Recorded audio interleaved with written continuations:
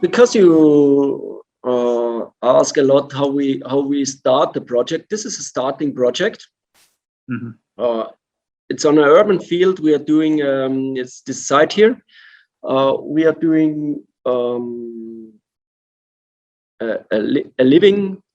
It's a living project, or residential project, and we have started like always with some GrassHopper definitions. What bring us the possibility to try this in scale, and how many floors you need, how many what is the system behind it, and come up with some basic information for the client.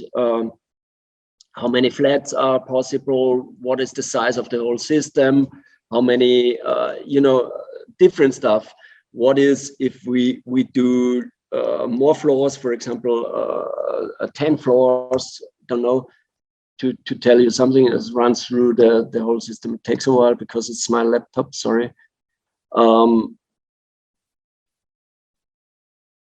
And then try doing this, yeah. And so this makes it so quick, and so it's more or less endless. And do this by hand, just to change 5 floors more, you need a lot of time. It's not necessary. We do scripts like this in a half day, more or less, Archanime is an initiative to simplify architectural educational concepts, brought to you by the team at Vivify Studio.